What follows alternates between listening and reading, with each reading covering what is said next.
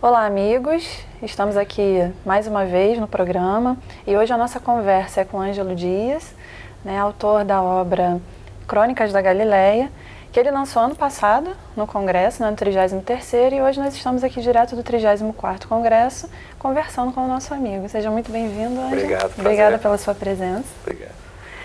Ângelo, a gente vai conversar sobre o livro, tá?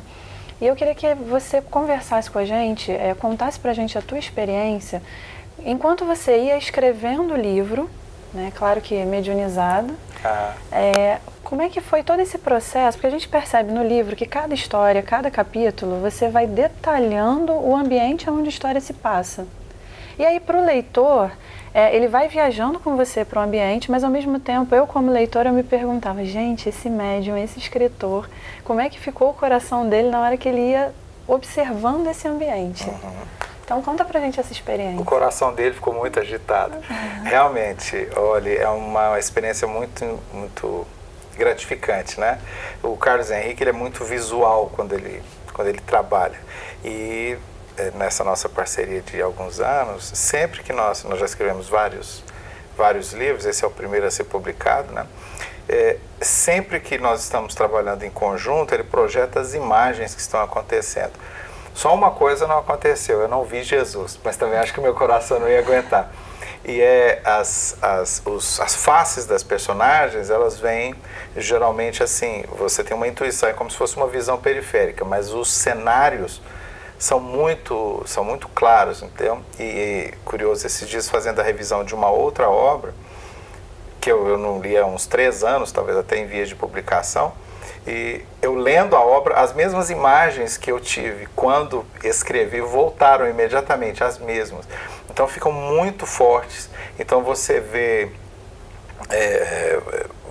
os locais, você sente... Inclusive existe uma característica interessante, às vezes às vezes descreve uma tarde. Eu fico tão mergulhado, geralmente os nossos trabalhos duram assim em torno de 2 horas cada sessão. Quando termina, eu não sei em que período do dia que a gente está, porque eu fico tão mergulhado na sensação de tarde. Não é apenas a tarde como descrição, mas a sensação, o calor, o tipo do vento, o que acontece à tarde, diferente de como nós nos sentimos pela manhã. Então é muito sensorial essa nossa interação mediúnica. Eu sinto bastante o ambiente que está sendo descrito. Eu noto que você está tendo uma oportunidade aqui de vivenciar aquilo que a gente lê muito nas obras quando do plano espiritual, né? A espiritualidade reúne os grupos, vai contar uma história e transporta todo mundo para a época do Cristo. Eu me lembro até de uma passagem de Leão Tolstói, já que você está falando disso, que ele foi levado para ver a época de Zaqueu. Olha aí. E aí você está contando isso e eu já estou até com uma pontinha de inveja de você. É uma emoção muito grande, É muito gratificante nos momentos, por exemplo, no Crônicas da Galileia, nos outros livros também, mas especialmente nesse que a gente está enfocando. Nos momentos bonitos é muito bom, mas nos momentos tristes é devastador. Por exemplo, tem uma das crônicas do pequeno vendedor de frutas que presencia a crucificação. Eu chego a arrepiar, uma das coisas assim mais devastadoras, né, os fenômenos que aconteceram. Então, assim, é uma oportunidade assim ímpar, da qual eu realmente não sou merecedor, mas a gente pode, com isso, levar essa mensagem do Cristo de uma forma intensa para as pessoas, né, porque o livro toca narrativo, uma das características do Carlos Henrique é esse toque psicológico profundo, muito emocional, né, quando ele escreve. Então ele toca muito profundamente as pessoas. Então isso é uma oportunidade que a gente tem, que a gente não merece, mas estamos aí. Agora você falou do Carlos Henrique, né? E você deixou vamos dizer assim, deixou pra gente, largou aí que existem mais obras que já foram escritas, outras que provavelmente serão lançadas. Conta pra gente como é que começou a tua relação com esse espírito, o Carlos Henrique, e que resultou na primeira publicação, que foi o Crônicas da Galileia. Eu comecei como trabalhador ativo do movimento espírita há menos tempo, tem 1,5 décadas, né? Apesar de, ao longo da vida, eu ter sempre esposado a doutrina espírita, seus pontos, etc. Mas, então, quando eu comecei o trabalho espírita e a mediunidade aflorou, ela aflorou muito forte na psicografia.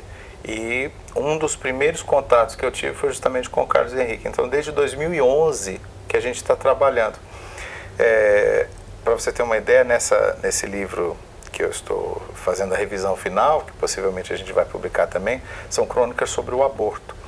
E em 4 encontros diferentes, ele começou 4 histórias, cada uma delas virou uma grande história depois. Inclusive a última, com mais de 170 páginas, assim, um livro completo.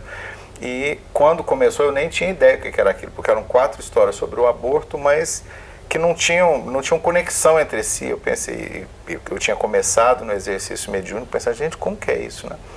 E depois é que a gente foi perceber que cada uma delas deu origem a uma obra maior. Então é tudo muito planejado. Então desde o início dessa minha atividade mediúnica, psicográfica, ele tem estado muito presente, né? Eu não sei nada sobre ele, não sei nada. Eu vejo assim, como a gente fala, perifericamente, mas a presença é muito intensa e o estilo literário, eu trabalho com outros espíritos, né, que escrevem também, mas a marca registrada dele realmente é muito pessoal. Quando a gente, então, como o Adeilson Salles chama a nossa assinatura digital, né, espiritual. Então a assinatura dele é muito presente. Então nós já fizemos 5 livros, estamos no 5º livro. E nós trabalhamos continuamente desde 2011, ininterruptamente. Crônicas da Galileia, na verdade, foi o 2º livro que a gente trabalhou. O primeiro, durante mais de 2 anos, foram essas crônicas, essas novelas, elas são de escopo um pouco maior, não chegam a ser livros completos, mas sobre o aborto, né, que é o que a gente possivelmente vai publicar. Então nós temos um trabalho intenso e acaba um, vem outro, eu não tenho a mais vaga ideia o que vai acontecer, eu sento, começamos a escrever e aquilo vai desenvolvendo, né? Como todo trabalho mediúnico, não existe nenhuma preparação, não existe, eu não faço esquematização, não vamos lá, esse capítulo assim, vai saindo e como só é acontecer, né, a gente sempre se surpreende com o resultado, apesar da gente confiar e a gente ter que confiar, né, porque é uma coisa tão surpreendente, né, como é que a espiritualidade trabalha, porque quando você vê a obra está acabada, você fala, gente, mas eu realmente escrevi isso aqui, porque o planejamento não é da gente, né? Então é um trabalho muito intenso, ao qual eu sou muito grato, né? Ele é muito metódico para escrever, e essa questão da descrição que você mencionou, ele é bastante descritivo, né? E sempre mostrando as imagens e as emoções do momento. Existe um fato interessante numa dessas crônicas sobre o aborto, que possivelmente vai ser publicado, como eu disse. Uma das personagens vai desencarnar, uma freira muito idosa, que era mentora da personagem principal, que havia cometido um aborto e agora estava no convento, etc. Uma história lindíssima, muito emocionante. E, inclusive, para se redimir, ela, como freira, vai trabalhar num orfanato para poder se redimir do aborto. É uma história lindíssima. Mas o que eu quero dizer é o seguinte, a idosa ia desencarnar. E eu escrevendo e chorando copiosamente, pedindo assim, pelo amor de Deus, deixa ela ficar mais uns 2 capítulos. Então é assim, é essa intensidade emocional e psicológica que ele tem, que realmente é uma coisa muito bonita. Então eu sou muito grato a ter essa oportunidade. E nós, como leitores, a gratidão a você e a ele, né? Ué, porque são presentes que a gente recebe para o despertamento. E pela obra a gente conhece o autor, exatamente, né? Então, e a gente espera também numa nova conversa para a gente falar sobre esse livro quando ele for lançado, porque o aborto é um assunto urgente, urgentíssimo. Exatamente. E é algo muito sério, né? Mas isso é para uma próxima conversa. Aí o interessante, já que a gente falou sobre a descrição dos ambientes, um detalhe também muito especial do teu livro é o seguinte, do livro, né, com o Carlos Henrique, que vocês vão narrar histórias de pessoas comuns, como a gente.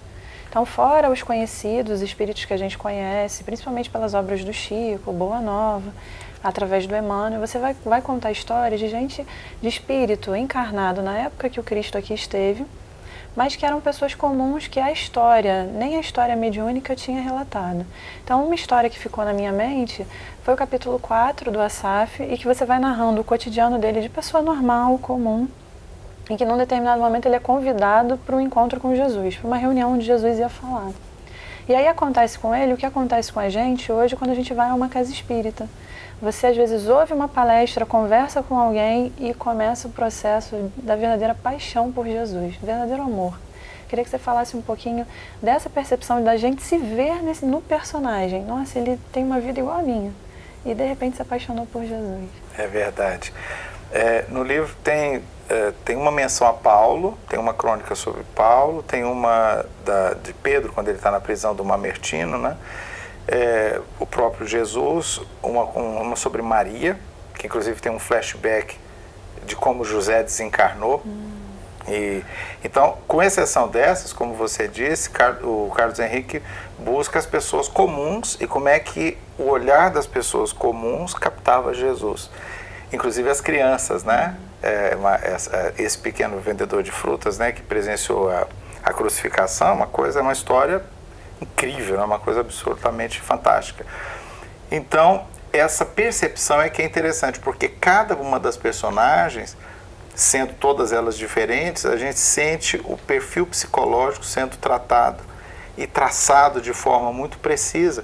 E como é que, de acordo com as necessidades pessoais, com as angústias que elas tinham na sua vida, vamos dizer, real, né, na sua vida cotidiana, quando elas ouvem falar de Jesus e finalmente há o encontro ou com o Evangelho ou com o próprio Jesus, essas vidas são transformadas completamente. Então, tem os exemplos que a gente vê são os exemplos da nossa vida cotidiana, né? Joana de Ângeles, que é aquela pessoa que conheceu Jesus, jamais será a mesma, né? Então não tem jeito, a gente depois que conhece, pode até afastar, entrar em processos de depressão, ansiedade, estresse, que você se julga a última das criaturas. Aí você vê que você já conhecia, você simplesmente tem que voltar para Jesus, porque na verdade ele nunca foi embora, a gente é que afasta um pouco, né? Então esse livro, ele tem essa característica, como é que o ser humano comum, a pessoa comum vê Jesus, né? E cada um nas suas lides cotidianas tem essa oportunidade de ir chegando até ele e ele transforma completamente aquela vida, né? E a última crônica do livro é sobre os 500 da Galileia, né? Que é quando Jesus finalmente ascende e aqueles 500 são reunidos para continuar o trabalho do Evangelho. Então, como é que Jesus nos coloca em foco, quando na verdade o foco principal é ele. É uma coisa impressionante. E o Carlos Henrique descreve isso muito bem. Consegue fazer isso, né? Nossa gratidão a você por participar conosco hoje. Gratidão ao Espírito Carlos Henrique, que através de você como médium, instrumento, trouxe pra gente essa obra valiosíssima. Tá? Então seja sempre muito bem-vindo e a gente vai ficar te aguardando quando no lançamento do livro sobre o aborto, que é um tema importantíssimo. Amigos, não deixem de adquirir Crônicas da Galileia, é a emoção do início ao fim do livro, passagens de seres que estiveram com Jesus, que visualizaram a sua história. Então é uma excelente oportunidade de sensibilizarmos um pouco mais a época em que o Cristo aqui esteve. Obrigado pela companhia de vocês, até o próximo programa.